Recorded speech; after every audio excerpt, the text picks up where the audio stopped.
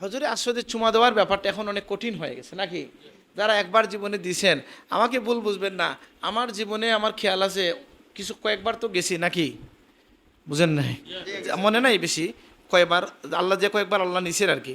আমার জীবনে আমি একবার দিতে পারছি চুমা, কারণ আমার মনে কি এটা নিয়ে কষ্ট আছে? কষ্ট নাই। আমি মনে করি আমার আল্লাহ মাফ করতে পারেন, আমি তো একবার দিছি চুমা নাকি। আমি আর কোনো মুমিনকে কষ্ট দিতে যাই না, আমি ছেড়ে দিছি, আল্লাহ তুমি যদি সহজ করে দাও। যেবার প্রথম চুমা দিছি এই ঘটনাটা বলবো তো এটা তো আবার রেকর্ড টেকর্ড করলে ব্যক্তিগত কথা বলে ফেলি। আমি সাবকিবিল্লা আমার প্রথম উমরা বা আল্লাহর বাড়ি যাওয়াটা কীভাবে হইল, যে আমি আমার দাদা সাহেব প্রায় 70 জন বা অনেক লোকজন নিয়ে আসছেন। কোথা থেকে? ব্রিটেন থেকে অনেক লোক সাথে, আর বাংলাদেশ থেকে শুধু আমাকে আমার ছোটো চাচা ফোন দিলেন যে তুমি কাগজপত্র দাও, উনি ব্যবস্থা করে দিলেন। আমি গেলাম বাংলাদেশ থেকে একা। আমি গিয়া ওখানে 15 দিনের মতো অপেক্ষা করলাম, ওনারা আসতে দেরি হয়েছে, আর আমি তো আল্লাহর বাড়ি আগে গেছি, ওই সময় সব কথা মনে নাই, যে কোনো কারণে আগে গিয়ে আমি হাজির ছিলাম, সাবকে আমি রিসিভও করছি নাকি। যখন আমার ভাইয়া ছিলেন সাথে, মৌলানা সিদ্দিকুর রহমান সাহেব ছিলেন, আর ছিলেন আমার চাচা, ওনারা যখন এসে শুনলেন যে 15 দিনও শাহান চুমা দেয় নাই, কি ব্যাপার? 3 জন সাথে নিলেন আমাকে, বলেন কি বলো তুমি চুমা দিবা না?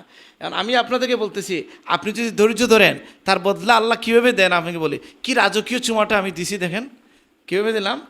যে সামনে আমার ভাইয়া, এই পাশে আমাদের সিদ্দিক হুজুর যিনি সিদ্দিকুর রহমান সাহেব, মৌলানা চিনবেন না অনেকে তাকে, আর পিছনে আমার ছোটো চাচা, 3 জন আমাকে নিয়ে গেলেন। গিয়া ছোটো সাহেব এইভাবে ধরলেন, একজন এদিকে ধরলেন, ভাইয়া সামনে ছিলেন, সম্পূর্ণ খালি অবস্থায় আমি চুমা দিছি। ওনাদের ভিতরে দুঃখ চলে আসছে যে সে দুর্বল হওয়ার কারণে, আর বয়সে তো আমার সময় কম নাকি। আমার ভাইয়া যখন চাচারিটা বলছেন তো ওনাদের মনে কষ্ট চলে আসছে যে 14 দিন 15 দিন থেকে সে আসে, চুমা দেওয়ার সুযোগ পায় না, আসো আমরা নিয়ে যাবো। তখন আমি বলতেছি এই 14 দিন যে আমি ধৈর্য ধরছি, আল্লাহ আমাকে রাজকীয় চুমা দেওয়াইছে। ঠিক আছে নি? আচ্ছা, এখন হজরে আসওয়াদে চুমার ব্যাপারে খুব সতর্ক থাকবেন, যে অন্য মানুষকে যারা গেছেন নিয়মিত যারা যান এরা জানেন যে এখানে আমাদের বোনরা মা বোনরাও আসেন নাকি, তাদের হক আছে। এই জন্য এটা নিয়ে বাড়াবাড়ি পাড়াপাড়ি করা যাবে না, কারো হক নষ্ট করা যাবে না, পর্দার খেলাফও যাতে না হয়, সব কিছু খেয়াল রাখবেন।